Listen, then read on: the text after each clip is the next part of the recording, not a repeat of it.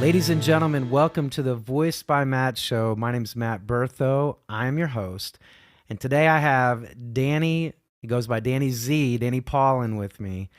He is a remarkable man that I met last February. Was that right? Yeah, probably. In Yeah. Washington, D.C. area.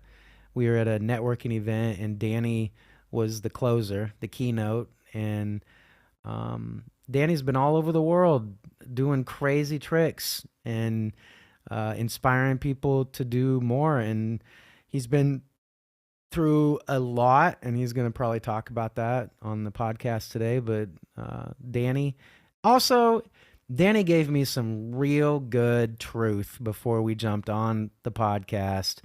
And he's a good man, big heart, and I can't wait for you guys to hear his story today. So welcome to the show, Danny. Oh, thank you so much. Always excited to get to share some time with you and certainly the good listenership that follow along. So today's a good day for sure. So Danny, I think we need to start with the origin story, because, I grew up with two boys. There were three boys in the Bertho house, and we were constantly up to a lot of mischievous things. I remember many times accidentally hurting my brothers with, we'd play war outside with dirt clods and throw them at each other's heads and, Sure. like just wrestling and, pushing each other and bike, like we were on bikes thinking we were like, the BMX rad team. Evil Knievel, of Yeah, course. man. Yeah, yeah. We got so many injuries just because we were, Kids. silly, curious boys, man. Yeah. So how did you become Danny? Hmm. Well, it doesn't sound like you lived in much of a different household than me. My mother was a single mom with three boys, Oh, and wow. as you can imagine, it was chaos in our house, and I was the youngest, right? So, my mom, who is still with us, God bless her, Oh, she was a waitress, and trying to raise three boys in the 70s is really unheard of. And when we look back at that time, I mean, divorce wasn't a thing back then, and a waitress probably made it $2 an hour or something. So we really grew up with takeout. Whatever was left over at the restaurant came home in the wow. fridge. And my older brothers really raised me, is the honest answer. We had a couple of years apart and in our age gap, and because of that, it we kind of grew up the same thing that you described: riding bikes, throwing sticks, swimming in the creek, doing all of the things we probably shouldn't be doing, but there wasn't a parent watching. And as my years progressed, my brothers became a little bit older and a little more independent, and understandably so, ventured off. And when I was 13, I came home and my mom had moved out and left me and a guitar and some clothes. And a note that I still have somewhere in one of these drawers that just said, I'll explain. And she was gone. Ah, So, how did I become Danny? Well, sometimes we aren't necessarily dealt the cards that we hope to play, but at that point, we're talking 1983. So if you consider that far back, there wasn't family and children's services, there wasn't resources. I mean, we were still at a time when you just had to get a job, I guess. That was life. And whoa. yeah, that's what I did. I got a job. I live in Canada, and here we have a farm labor pool, an area where farmers gather in the morning because we're a rich in farm region and grape country. And I would ride my bike to the labor pool and stand in line with my hand up. And if you Oh, got picked, you got to pick peaches or strawberries or whatever it was. And I was fortunate enough to get picked to shovel manure, pig manure. And I say fortunate enough because it was a job that nobody wanted. And no. the farmer took me there and explained what I needed to do. And I just worked. And I remember at lunchtime that day sitting in the ditch of the farmer's yard and crying as a child would. And I think that understanding that I needed to be self-reliant just kind of put me in the situation where I got back up and picked the shovel and did the rest of the day. And I kept that job for a long time. And when the Mm. landlord showed up, I passed the rent through the door in an envelope and said my mom wasn't home, and that's how my life began. Oh So my gosh. you know what? I don't begrudge that. When I look back at my lifestyle, I have to say that although perhaps I was young, it was a different time. And you have children. I couldn't even imagine my 13-year-old being in that situation. But it certainly taught me early on to, put my faith in the people who will support me and believe in yourself. And I was fortunate enough to find that job, and I was fortunate enough to have the education system. I still stayed in school, and I got an education, and I moved forward. And Nobody knew. what you couldn't tell anybody. I mean, if I would have said a foster family would have picked me up, or I would have found myself in the system, and I was afraid. I mean, Did it at even in 13, high how do you school? know? You know, high school saved my life. In high school, I joined the football team and I volunteered to wash the jerseys and the clothes. So I did all my laundry at school. I worked at the cafeteria, so I brought home all the leftovers. And I can say to Danny. you, I can say to you that there's always a teacher or teachers in the educational system, and the teachers tend to know, Oh even yeah. if they don't say anything. And I had a couple of teachers. Jim Dowling, a good friend of mine, still to this day, was my science teacher. And his wife always seemed to pack him extra lunch. She must not have known how he ate, but somehow he always had two extra sandwiches and an extra chocolate milk. It's incredible. And Wow. so that's why you say people are good. And Mr. Groman was my woodworking teacher. Probably 6 months into grade 9, he got me a job at a woodworking place, and I got to venture out of the farm and onto a cabinetry shop, and I got a real wage. And I think that people notice that you're not changing your pants every day, or that you might not have showered, or whatever the deal is. And I think that I think that there's good people out there, and the good people seen and recognized and were kind. And I was the first person in my family to graduate high school. Wow. Hmm. So Danny, what happened to your mom? Like I said, she's still with us, and I certainly wouldn't want to talk down of. I respect my elders in every way. Yeah, yeah, yeah. I think that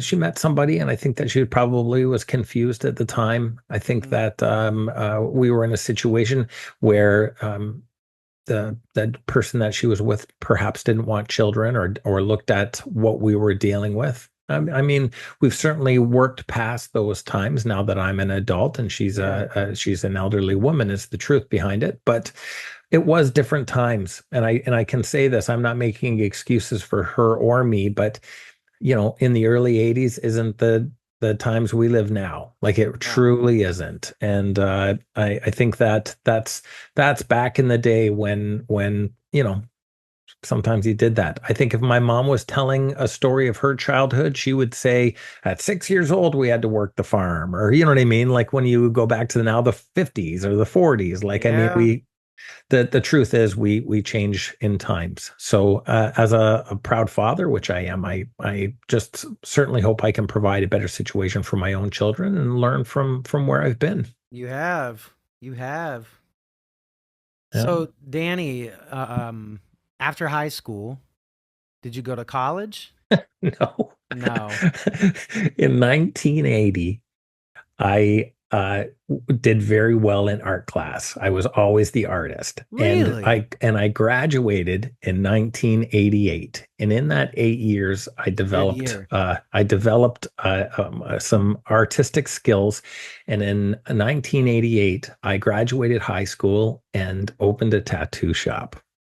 What? Yeah, I know it sounds ridiculous, but this is the lesson. Sometimes you have to put yourself out there and try something new. Sometimes you have to believe in Wow. yourself. And I had saved $600 for rent, and I opened a tattoo and body piercing shop, me and my brother. And That business is still open to this day. What? Yeah, it is. Well, what's got to be 30 something years old now, but we created the largest chain of tattooing and body piercing shops in the area. We had 29 tattoo artists, 14 body piercers, and a What? manufacturing company for body piercing jewelry. So, from an idea and a little teeny shop, it was like planting a seed that grew. And my business just took off and we were busy. We were out of control and we grew so great that this is when I became Danny.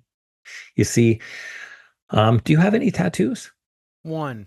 Yeah, okay. Yeah. So yeah, and we live in a world where so many people do. And when we started in that industry, it was still in the 80s, so it was more Oh yeah. bikerish and stuff like that. It was a different time than it is now. But if you have a tattoo, or if your good listenership does, they certainly understand that getting a tattoo or a piercing is a minor medical procedure. So when they go into the shop to get it done, they're nervous. The anxiety ahead of time, what's Oh it going to yeah. feel like? What's the healing going to be like? What's is it going to hurt? What's all of that stuff? So I went to the local mall and I bought a magic trick so that I could show somebody a magic trick in the waiting room while they were waiting to ease their anxiety and their What tension. in the world? So I bought a trick and I started entertaining. And over the course of a number of years at the shop, we started to have people that just came for the show and didn't get What? a tattoo or piercing. And my career took off. And so much so that I got a contract in Niagara Falls at a 687 seat theater where I What? did two shows a day, 7 days a week for 7 years without missing a What? show. And Danny Z was born. Holy crap. Yeah. So when you take a look at that story, and of course there's all kinds of bumps and bruises in between that I didn't share because we're just skating through it. But the reality is, very young age, I was on my own. I persevered because education is very important. I believed in myself. I put myself out there and tried something new and started a business. And then I followed my heart and passion and tried something new. And And it I worked. became yeah, and it worked. And you know what? You know why it worked? Because I worked very hard and I didn't give up on myself and I believed in it and it has grown. And I have done 5,000 shows in 50 countries. I've been on 15 Got Talents. I got to deal with the Dragon's Den, which is Shark Tank in the States. I many television shows and I'm blessed right now to be on a podcast with you. Man, So it's Danny. good. It is Man, good. Danny. Well, this is such a great reminder to listen to that inner voice and to take action on it. That's the big one. It's to take action because, you know, it, I, it sounds like a romantic story when I say it to you. You hear all of the victories. I can say to you in those periods of time, I've experienced loss. I got divorced. I made poor decisions. I had bad days. It's not always limelight and celebration. It sounds real nice when I say it, but the honest answer, it was a hard journey. And being self-employed for any reason requires, I think it's about 165 hours a week at no pay. Like, I mean, you just have to work yourself so hard. And so many times there's no food in the fridge, or you're trying to pay back some rent, or you're trying to get caught up on make a purchase. Like, business isn't easy. So when I say it's easy, I mean, the people who are listening are like, the guy must be the luckiest person in the world. No, when I had the tattoo shops, I was a garbage man in the morning and I used to go do another job in the evening. I had to self-support because it wasn't just success in the beginning, it was hard work. And there isn't enough time in the podcast for me to fill in all those holes. But the honest answer is, it the first thing you have to do is you have to believe in yourself, because you have to be self-sufficient. You have to believe that you can do it, even under the most unbelievable circumstances. And Mm. you have to recognize that there's going to be restrictions and heartaches and things that are going to make it difficult, and so many reasons why you should stop. Why didn't I stop? I have a raging ignorance of doubt. I Hmm. simply believe that I can do anything. And the only way I can't is if I stop trying. And I failed a million times at so many things, but I kept trying and kept trying and kept trying and learning. And that's so important when we talk about work or love or being a parent or all of that stuff. You and I both can talk about the shortcomings that we have and the failures we've had as a parent. It doesn't stop us from loving our children and trying to be better. I mean, the guide on how to be a good dad just never came in the mail. So I make mistakes that I regret, but I make them once and I try not to make that mistake again. To be air is human. The honest answer is we're going to have shortcomings and failures, but you can't let that stop you from finding that best version of who you need to become. So I don't know. I'm still reinventing myself. I'm still trying new things and I'm still trying to get past my own struggles. Like, I mean, that's just life, right? What are the lessons that you've learned from the struggles? Oh my gosh. I When I was 19 years old, my brother lived across the hall from me. We had an apartment, and it was just by luck that we actually rented in the same building. And his door was literally, if I opened my door, I was looking at his. That's how right across the hall it was. And I was just caught up. I had started the tattoo shops and I was working as a garbage man. I was doing two jobs at the same time just to make ends meet at the time. And I came home, and my brother was a musician. You're a musician. He was a bass player, and I could hear him playing the bass. He was playing some Pink Floyd, Money. He was doing the bass line in the back. And it was the time of answering machines. And I come running in because I smelt like a garbage can. I needed to have a shower. And I came running in, and I my answering machine was in the bathroom. As silly as that sounds, I always jumped in the shower when I got home so I could listen to my messages as I was Yeah, that showering. makes sense. Yep. So I hit play on the recorder because it used to be a little tape back then. And I Oh jumped in yeah. the shower. And as I was showering, the message said, "Hey, Dan, this is Len." My brother's name was Len. He said, "This is Len. I'm going away this weekend. Come and see me when you're done." And I listened to it. But I just got out of the shower and I was going to go meet somebody and he lived across the hall. Like, you know what I mean? Like, I'm just, yeah, whatever. And I remember opening my door and still hearing him play bass. And I ran out and went and did my thing. And he went away that weekend to the cottage and he drowned. And he was 22 years old. And I just recognized from that very moment that it could have taken me 1 second. I could have just said, "I'm busy." I could have just stopped. He was right there. Oh, And I chose selfishly to do something that was unimportant when I could have just said hi. I mean, he oh, lived across the hall. And um, Danny. I regret that so terribly. And so my lesson in the loss of my brother is it's so terribly important to tell those that you love them. It's terribly important to understand what's important. And I can say that it we've heard this before. All the money in the world we can't take with our grave. It's not about what you've acquired, it's who's standing at the end of your bed. And I gotta say to you that my selfishness prevented me from taking 1 minute. Even if I banged on the door and said, "I'm running out," I didn't get a chance to say goodbye. So I take the call or I take the moment. I can say to you that it doesn't matter how busy I am. I pause and say, "I love you. Goodbye. I can't wait to see you tomorrow." I'll text that person. I take that time. So my brother Len taught me that what is important is that moment. So I have an alarm on my phone. I'm a smartphone user like most of the world, and I'm an alarm that goes off and it reminds me to text somebody on my calling list or call somebody. Because if you're in my contact list and I'm not reaching out to you, why are you on my contact list? Yeah, So man. I this is a lesson to anybody who's listening. Just take a moment and look at somebody who you don't normally talk to and call them and say, "You're on my contact list, and that means you're important. I just wanted to say hi." take that time. So that was that lesson. My my father was a brilliant man. He here in Canada, we had a video chain called Jumbo Video. It was similar to, I think the States had Blockbuster Video or Yeah, something yeah. similar.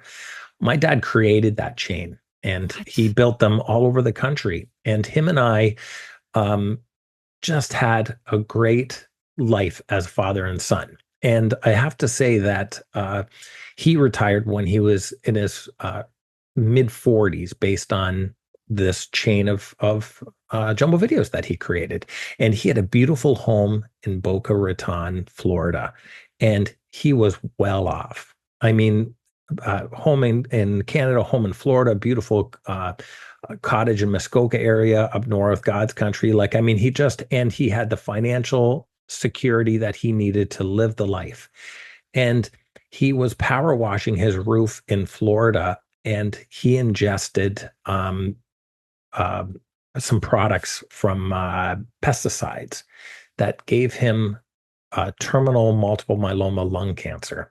And it gave him such a short time. He had 2 years. He got it. There was nothing they could do. 2 years to live, and he passed 2 years on that day.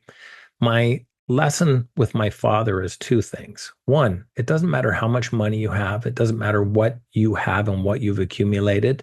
When it's your time, it's your time, no matter what. It doesn't matter. You can't stop it. And you can't let a doctor tell you when it's your turn. My dad went to the doctors and the doctor said, you have 2 years to live. And he focused on that day so much that he died on that day. That's in. And, Oh my gosh. Yep. And you can't allow somebody to govern your life. You have to live your life to the fullest. And we can't avoid sickness and disease or any of those issues. There's nothing we can do about that. If we get it, we get it. There's nothing you can do about it. But don't let it govern you. Live. Happiness will outlive sadness all day long. If you can find happiness in your heart and you can find a reason to make tomorrow a good day, it'll be one more day that you would have had. You Hmm. can't focus on the negative. And life goes on and business continues and the Danny Z show took off. We continued life as it should, and I was busy. And when my life progressed and things got very, very busy, we were doing about 200 shows a year. After I left Niagara Falls, we were touring because we now had a global audience where we were going all over the world. And Yeah. Holy. um, the Got Talent industry got a hold of me, and I started to do Italy's Got Talent, things like that. But I got picked to do America's Got Talent, which is the big one. Yeah. We can be honest and say of all the Got Talent in the industry, AGT is the biggest one. And I was so excited that they picked me and they flew me and my staff down there and we did all of the appropriate things, the pictures, the commercials, the television stuff. And I was on the Santa Monica Boulevard the day before we were doing the shoot, and beautiful, beautiful area to walk, and they have a nice pier. And me and my producer were out at the end of the pier, and my phone rang, and the producer said, "Hey, I know we're supposed to shoot tomorrow, but we're putting it off for a couple of weeks." And I was like, "Okay." And they said, "Yeah, there's something going on. There's like a flu thing going on. It's called the Oh coronavirus." my gosh. And they said, "So we're just going to send you home for a couple of weeks, and we'll pick it back up." And just like you and me, the world stopped. The world stopped. Not just one. When we look at the shortcomings of our financial hardships or what happens in life, don't begrudge what happened to you because it happened to the entire world. Everybody didn't work. Everybody stopped. Everybody missed. Everybody did all kinds of things. But for me, um, it was a double-edged sword. It hurt from not working as much as I was, and especially when I'm just about to start a major television show. But it was great because I got to fall in love with my family again. I Yeah. was at home. I wasn't on tour. I wasn't FaceTiming at dinner time. I was at the table and I played with my children and we rode the golf cart around the backyard, and my backyard wasn't big enough for the golf cart, but we didn't care. And we had water balloon fights in the house, and we did all kinds of stuff that you shouldn't do because you were trapped inside. And time just went on. And it's really incredible when you consider it because it really just dragged out for so many people. And here in Canada, we were literally on lockdown. There was probably a couple of months where we weren't even allowed to leave our house unless it was for essential services. And we could do a whole podcast on the pros and cons of that fiasco, but Man. it's not about that. I got to say, but uh, during COVID, I did get very, very close with my family, and I did try my best to utilize that time. I wrote a great deal and self-reflected and tried to fall in love again with my wife and my kids the way you should when you're trapped indoors. And my eldest son, he lived on his own. And because of that, he was 22 years old. He lived on his own. Because of that, I did bring him groceries or visit him. He was still locked in the house just like everybody else. But um, during COVID, he wanted to get some dental work done because what better time you're wearing a mask? You know what I mean? And he had some dental issues that needed to be addressed. So his mother and I took care of that. And on September 16th, he went to the dentist and he had a couple of teeth pulled, which is horrible. The dentist is the thing I'm afraid of. I can hang from a burning box, no problem. You want me to be in a cage underwater? I'm good. Send me to the dentist, not a chance. And yeah. And he went to the dentist and it was his birthday 2 days later. So I figured I would pick him up and take him for a shake because he wasn't eating anything. And I went to his apartment and my son had passed away. He got a staph infection. The infection from the dental work hit his bloodstream and he had organ failure. What? And my son passed away on his 22nd birthday. And it was such a time for me, not just because the loss of my son, but my brother had passed at 22. And I remember looking at my mom and trying to Ah. understand her feelings and what she was going through. And I even found myself mad at my mom for not being strong enough. Like I found myself thinking at that time when my brother passed that I just wished my mom was stronger for us or stronger, like under the circumstances. And then now I am literally in the cat's in the cradle. I'm in her situation and I'm I'm not the best version of myself. Mm. And so what do? I packed up all my son's belongings to move him out of his apartment and I laid my son to rest. I put his belongings in storage in the storage facility, burnt down, and my son was erased from this world. All his belongings and him were now gone. Mm. And if I were to tell you that I just stayed home and papered up my windows and bought a bottle, you probably would drive here and have a drink with me. Like, I mean, that type of hole that you feel in your heart is so incredible. And it's easy for me to say to you that I just gave up, but I couldn't. I had other children and I I could not allow it to direct me. I needed to understand the loss, but life goes on, and I had to learn to celebrate the 22 years and not grieve the years that I would lose. And I had to reflect on my belief system, and I had to know that um, God gives you what you can handle. And I wish that He didn't have so much faith in me because God thinks I got strong, broad shoulders. I got to tell you, he thinks I'm a mountain of a man. But I can say to you that um, previous to the starting of this podcast, when we were talking privately, I said to you, I'm proud of you because you're not afraid to be vulnerable online or to show that you love or to share. Well, I think that these lessons that I've had in life, when I say my three wise men, my brother, my father, and my son, I think that they've taught me how to reflect my own life and they've taught me to be strong and move forward. And I think that I've been given this because there's so many people who are struggling to get through the next day and to find strength. And I think that it's important that I tell my story and be a voice and say to somebody under the hardest, harshest circumstances, life goes on. And the measurement of your success will be shown on the children and the influential people around you. People need to see strength, and people need to understand that even though I'm an escape artist and I do fearful things, that I cry and I'm sad and I have these things, but I still have to show up for my children and my wife and my friends, and I still have to do those things. And when my son passed, I have a great friend, Tommy, and I said, Tommy, I need you to say a prayer. I'm not strong enough. I need you to say some words. And Tommy said, at the site, he said, with all of the people there, he said, a person is not forgotten when people say their name.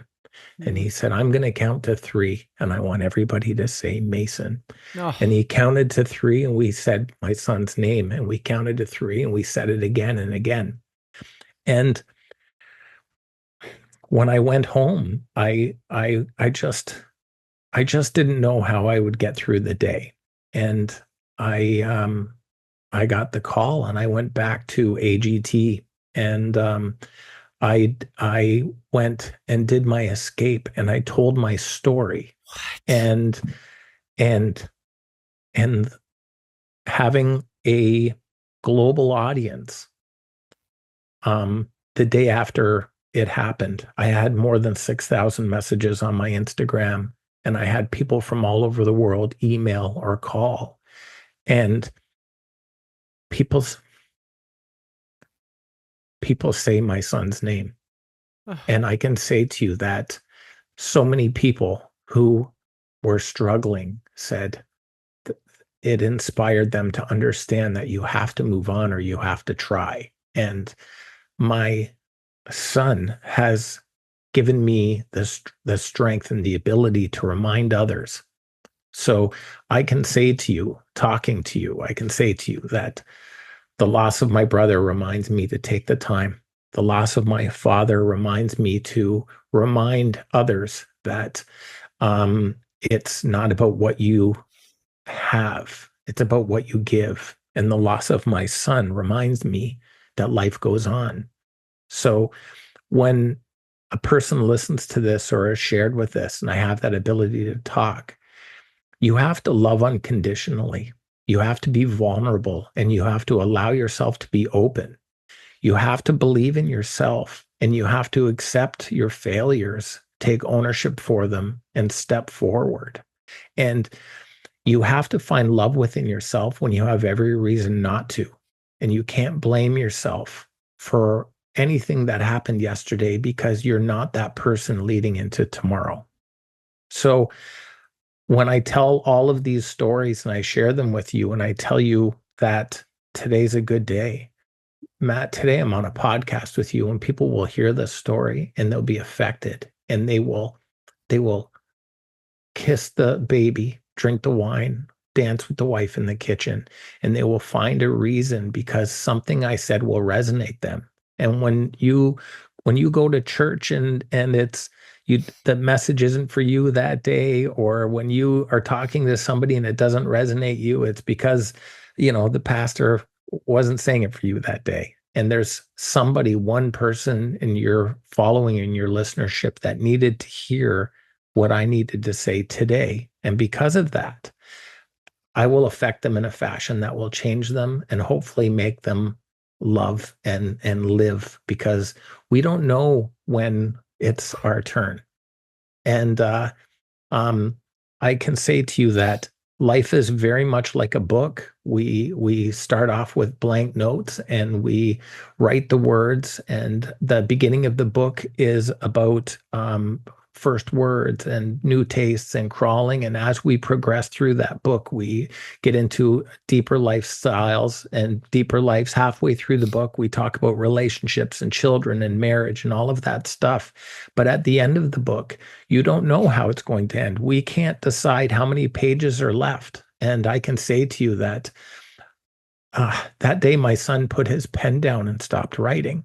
And it doesn't mean that the story has to end. It just means that the pages need to continue by how we share the story and what we do. So you need to reflect on your own life and you need to make a conscious decision. Is your book going to end it as a comedy, a cliffhanger, a romantic novel? It's got to be something that when people read, they recognize that all of the years that you put into writing the book, that is your life, uh, was well worth the read. Well, Danny, I've not cried on my podcast like this ever. Um, I'm well, sorry. no, the message is for me today also, you know. It's not just for the listeners today. Like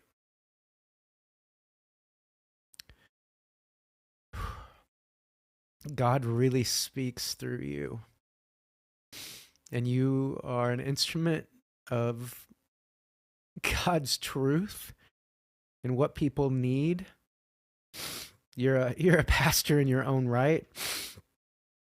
Um, I just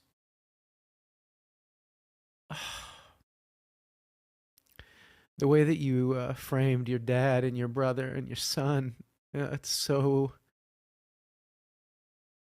it's so magical as a reminder of God the Father, God the Son, God the Holy Spirit. And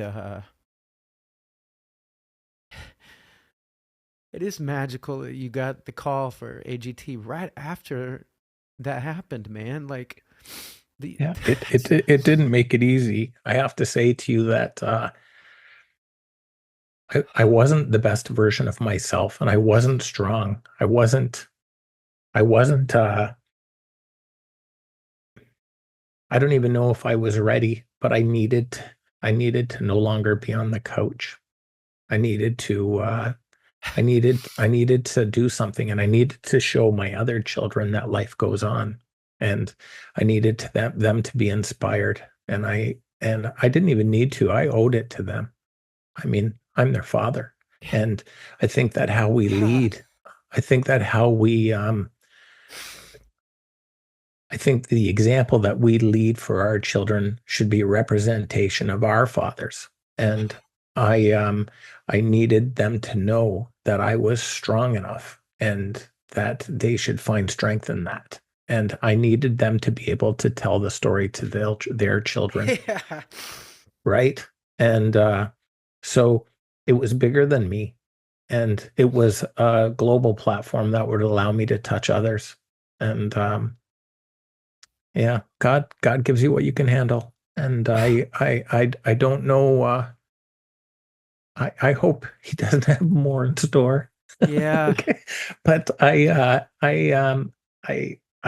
need to tell the story. I need the world to hear it, not because I want friends to cry or people to mourn what I've been through. I want them to look at how it resonates with their life. I want you, you did a Matt. I good want you, job. yeah. I want you to look at your relationship with your family and your children. I want you Yeah, to look at the people you love. I want you to open your heart and love unconditionally.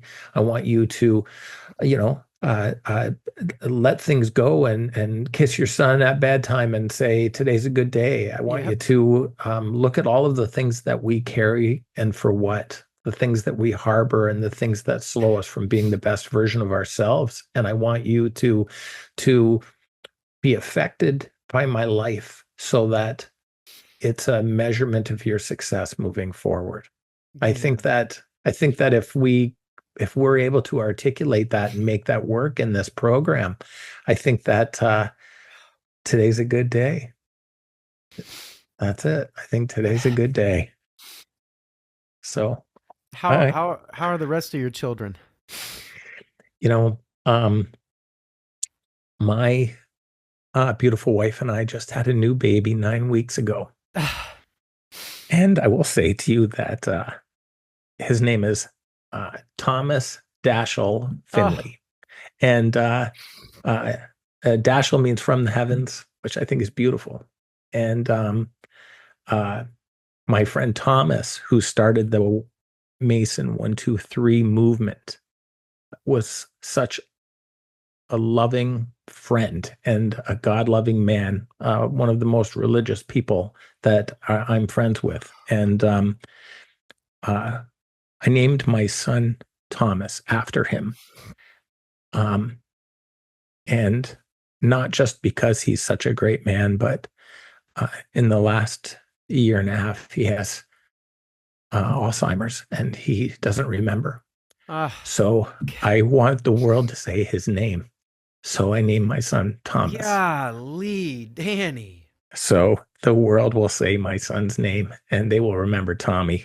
And I'm blessed to have these people in my life. And I gotta say, at my age, I had mixed feelings about deciding to have another child.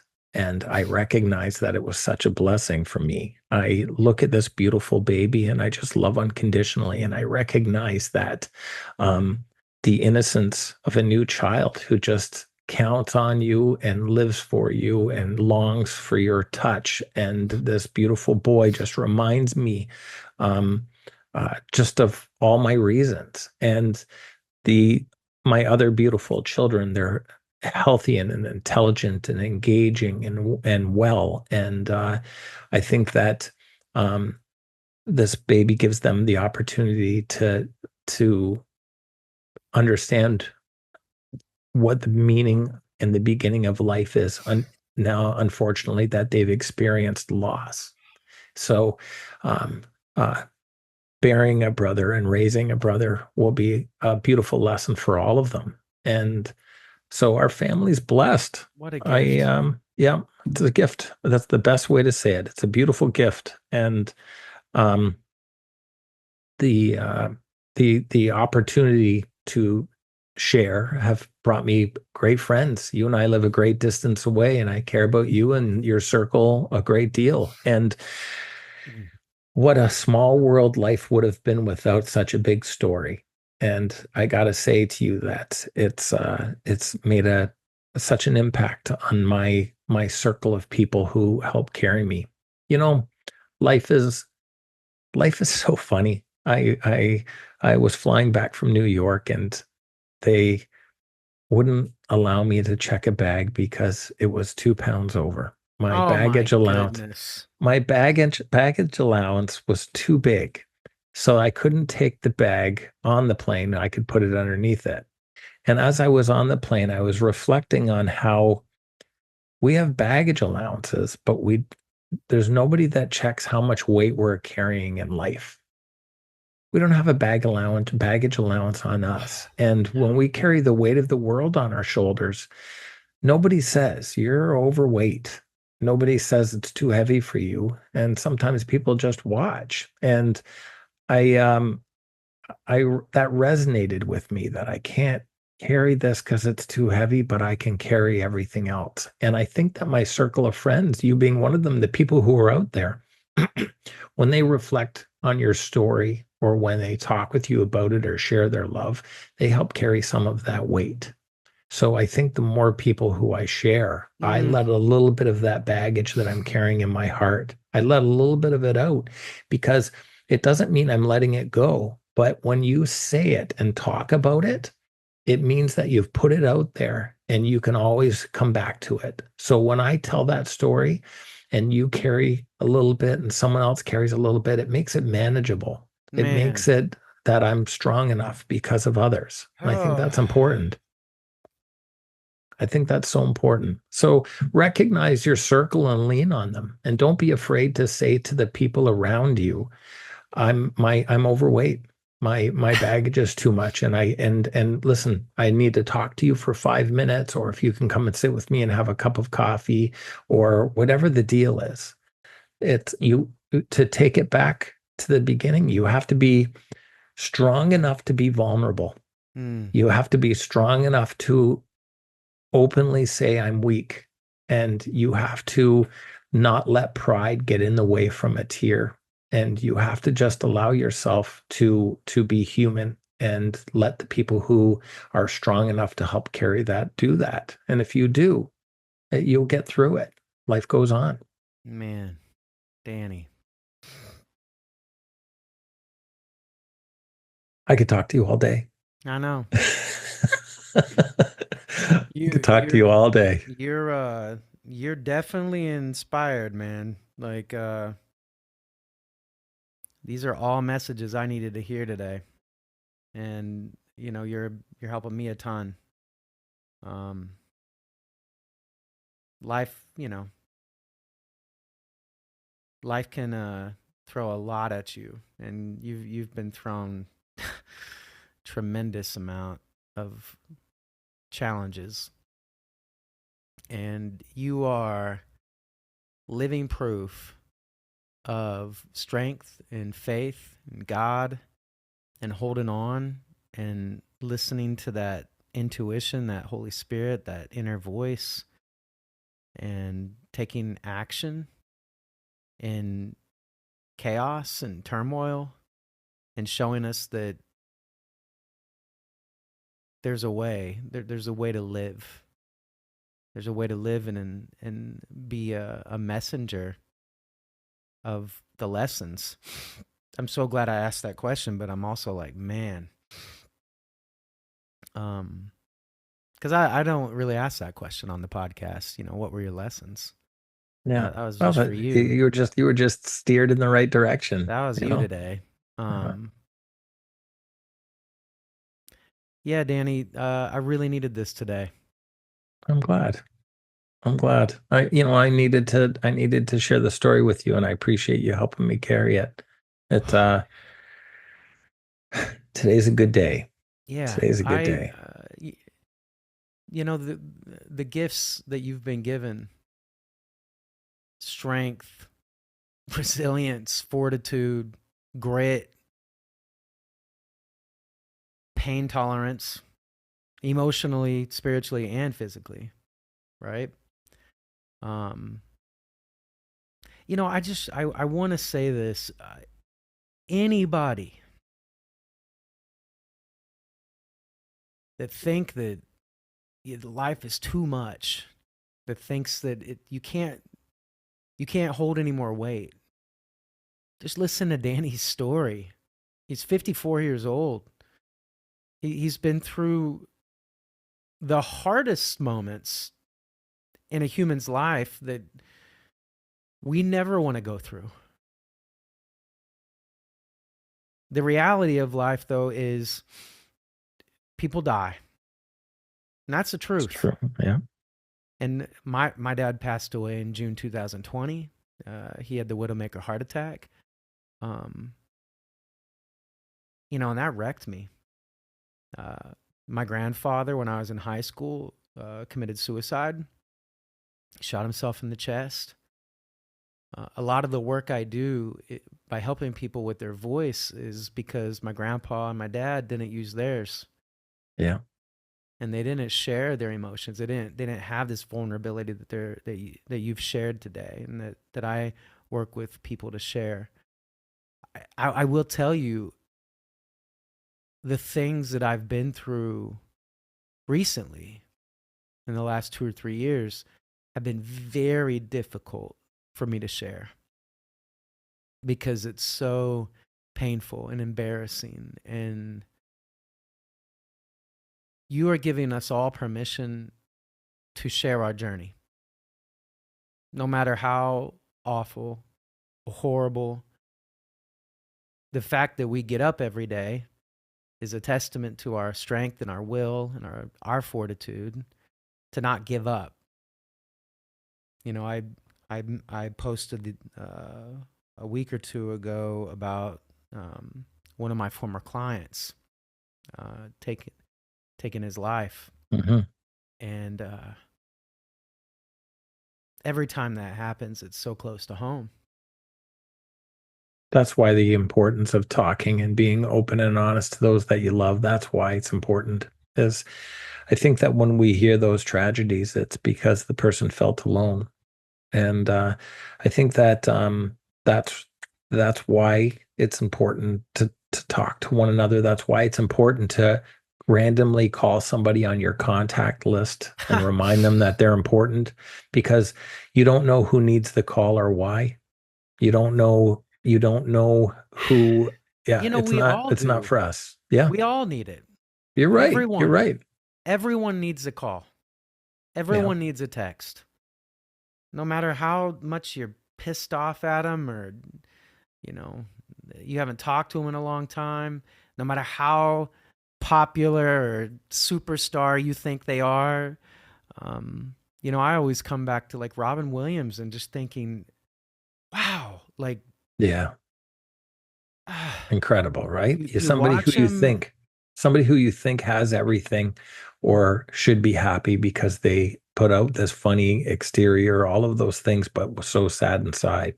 And you can't let the shell that we put on, or the face that we put on, the mask that we put on in public, we can't let that be an assumption of success or strength, because I uh, I I can say to you, when I step out on stage, I certainly look like I'm brave and strong and happy and proud. And the honest answer is, I there's still a 13-year-old child inside there that's lonely, and um, you that's why the conversation is important. That's why friendship and love is important, and that's why the surprise phone calls or any of that stuff. It's just a constant reminder that today's a new day.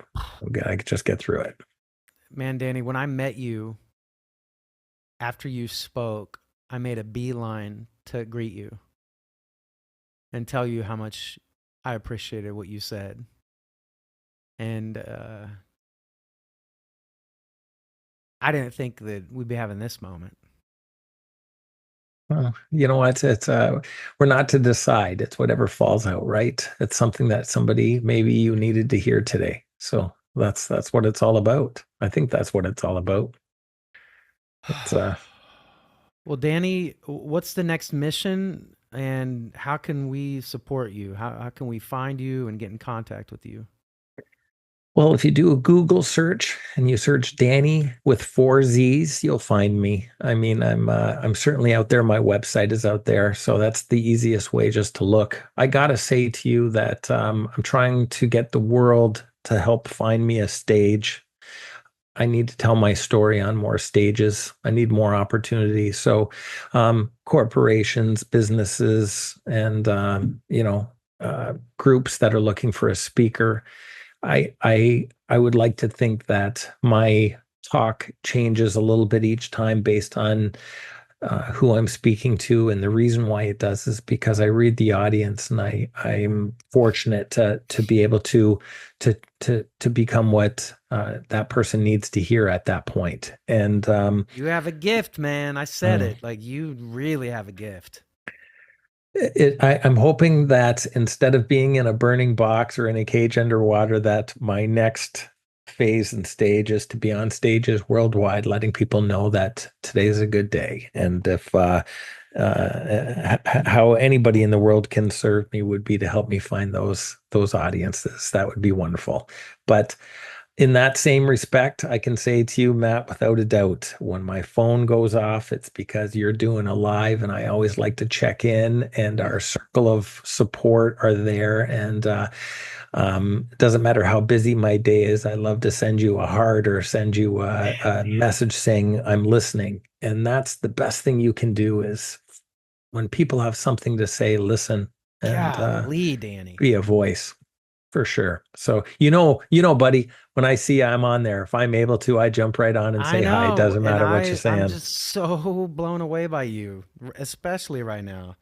Mm. I feel like I have to ask these questions. I know that you probably have to go, but No, I got all the time. We could talk for 2 more hours if you'd like. all I'm right. good. Well, okay.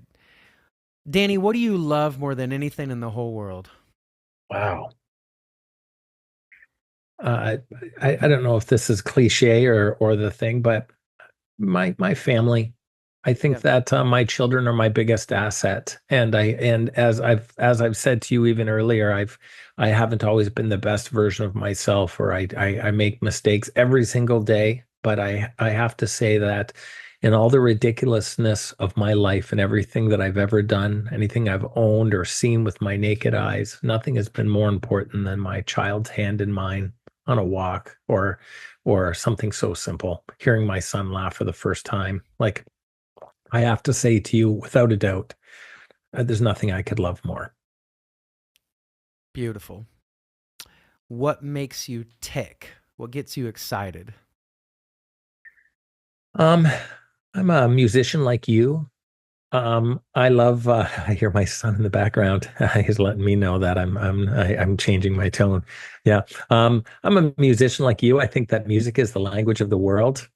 And I think that when I pick up a guitar or sit at a piano, I think that it surpasses language barriers, race, religion, all of that stuff. I think that it just resonates inside of you, and because of that, um, what makes me tick? I think that no matter how busy I am in life, and no matter what I do, even if it's for 5 minutes, I like to fall back to music and I allow it to express. So I think that when I'm creating something, I that's important to me.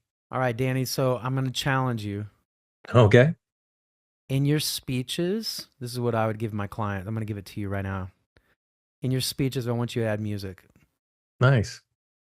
So I That's want you to beautiful. play or the piano and sing or play the guitar and sing. Add it to every speech you do from now on I because love that that. is That's going to great be a advice. giant separator.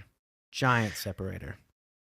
I heard you sing on a Facebook post that you did, and I think that I think it's another expression, like I said to you earlier, about putting yourself out there. As much as I like to believe I can sing or play guitar or do all of those things, whether I am good or not, it doesn't matter because it's the one thing that I do for me. That's right. That's all. It's when the music comes out of me and the words come out of me, they're from me. That's all. Okay. That's what I wanted to say. I love it. Um, Third, what are Danny's purposes? Well, I think to answer that correctly, I have to say to you that um, my purpose today might not have been my purpose yesterday or 2 years ago or 10 years ago. And Hmm. I think that it's okay for that to evolve. I think that if I was on a podcast 10 years ago, I would have said to you, I'm really trying to be successful in my career, or I got my eye on this prize. And I think that I was probably looking through cloudy eyes because I was trying to find financial security or success. I was trying to be more popular or all of those things. And I Yeah. can say to you that none of them gave me anything. I can't say to you that being financially strong or having the accolades of television shows made me a better person in any way. So I can say to you without a doubt that um, my purpose today and I believe moving forward certainly are to share my story and be a better father and a better friend. I think that to take that time, my purpose is to hold the baby longer, kiss my Hmm. wife longer. I think that uh, answer the call. I think that uh, I can say to you that that's my purpose today, and that's my purpose moving forward. And perhaps that will change later in life at some point. But I can say to you, certainly in the last year, my vision, my purpose, my reasons have have changed because I figured it out. Hmm. I figured the secret. I figured that um, it wasn't. It's really not about me and what I collect and where I go and the people that I meet because truly everything that I ever needed and everything that's important is just in the other room. Man. Like I can say to you that sitting at your table and breaking bread and visiting people and being on a show or making some money, it- it's part of life. It's not what's important. What's important is just in the other room. That's all. And I, I wish I would have learned that lesson sooner. Well, you're teaching all of us. Yeah. Last question. All right. And this is a big one because, I mean, I know you're still figuring it out. just like we all are. What is Danny's reason why he's on Earth? Wow, that's a big one. I know. Um, I can only say that I'm still here because I haven't fulfilled the purpose. I can say to you that there's still work for me here, Yep. or else I would have already had the gift and I would have left. Yep. So I think that I still need to talk and to share and to grow and to learn. I need to ask the questions and find out why. And I need to be open to accept the fact that um, there's a lot of people out there that still need to teach me a great deal. So I think that I'm just not there yet. And it's not because I don't even want to be. It's because we're all here. Every one of us are here for a reason. And and you know, perhaps my son or my brother were a gift to me and to the people around them to remind them of those times. Perhaps my son's purpose was served. He perhaps there was bigger plans and it was okay. It was time for him to go. And um so I still got some stuff to do, or else I would it would be my time too. So I think I still need to listen and learn and love. And I think that it's exciting to consider that there's more for me to do. I think that's a blessing. Mm, absolutely, there is.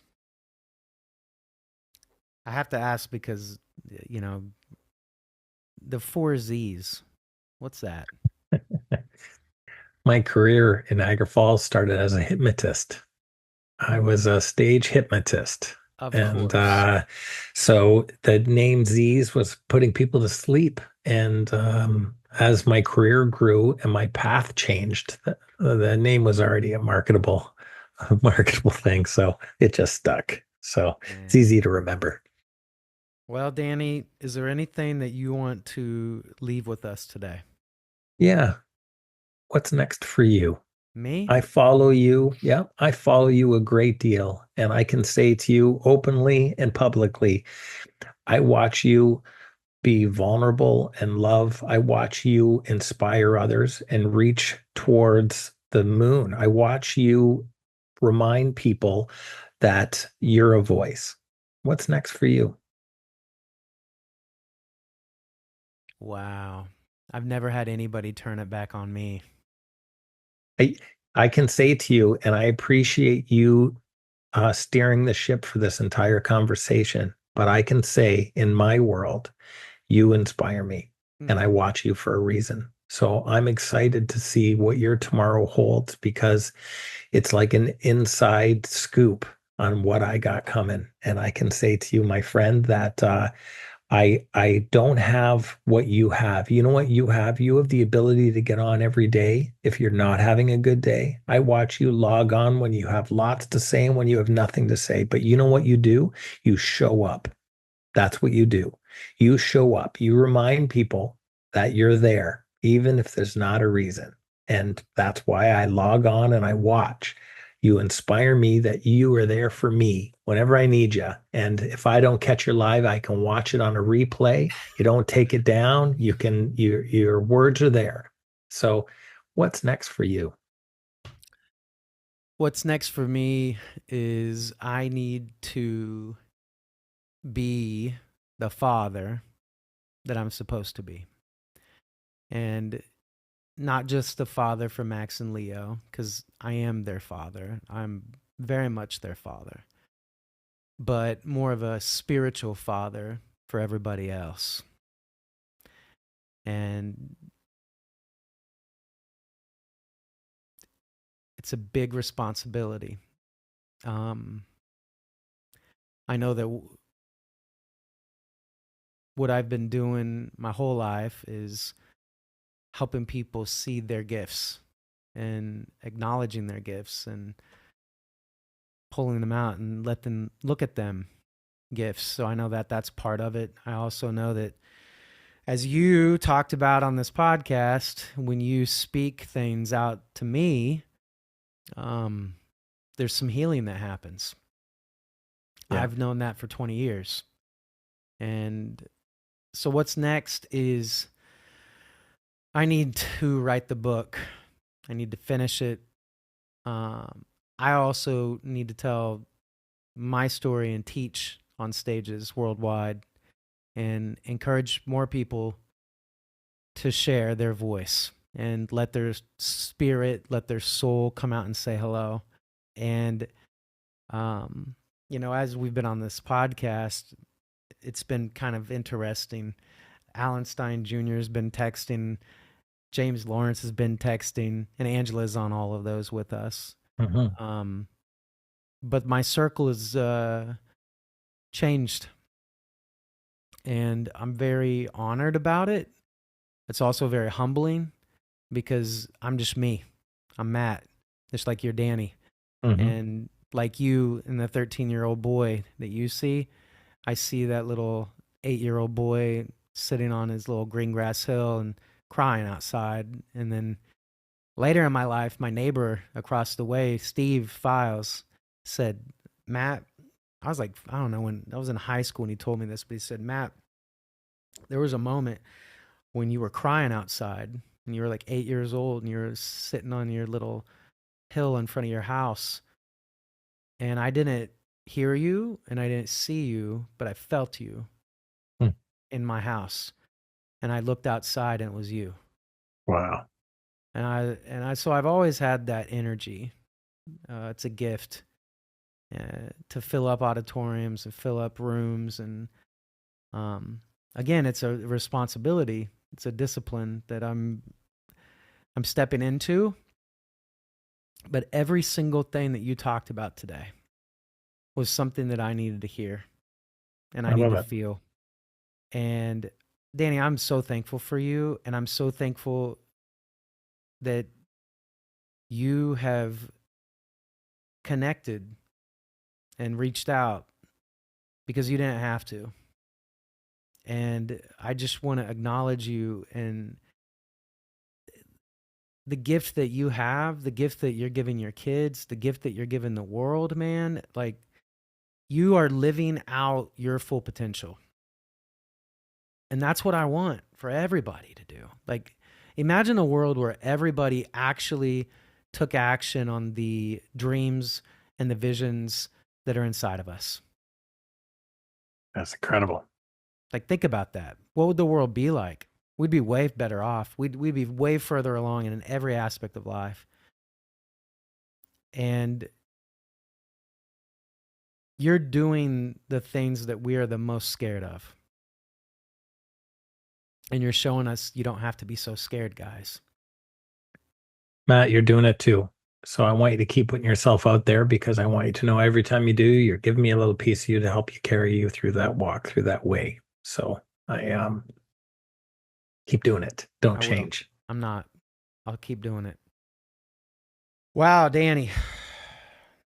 Well, I'm hoping that I'm going to see you in real life soon. Yeah, me too. Me too. So hopefully we get on a stage together sometime. And if not, hopefully we're in a position that we can break bread. Yeah. Yeah. What part of Canada do you live in? I live just outside of Niagara Falls, Ontario, Canada, Okay. but I travel all over the world. It doesn't matter where I I am. love I Have a love show, we'll I travel. love my Canada brothers and sisters, man. Like uh Clint Pigeon. I just got to spend some time with him. He's from the Alberta area. And he was with us around the table. He's a great guy that you should connect with. And do you know James Lawrence? No, I know Matt. That's I just go for the important people right off the bat. Okay. Well, I'm gonna tell you, James is also from Canada, and he grew up around the Banff area. Um, but Beautiful, beautiful world out there. yeah, I'm just so thankful for you, and you're a brother. I love you. I care about you. I'm here for you. I'm a text away now, so anytime that you need to unload, I'm here for you. And I know I you're love there it. for me. And listen, please, anybody who's listening, you can certainly find me on social media as you can find Matt. Never put yourself in a position that you're alone or you need somebody, and that's we're stronger as a group. We're stronger knowing that there's a voice and somebody who can hear it. And if you're listening to this podcast today, it's because you were meant to, and that you're inspired by it, and the portion of it that means that to you. So reach out, love unconditionally, and find somebody to hear and help carry you. Mm. Well, thank you, Danny, and thank you guys for listening. Please give us some comments and some follows and some love and subscribe. And I know Danny has a new YouTube out also, so we'll make sure to put that in the show notes. But thank you so much for being on the show and sharing your voice, Danny. Yeah, love you guys. Thank you so much. All right.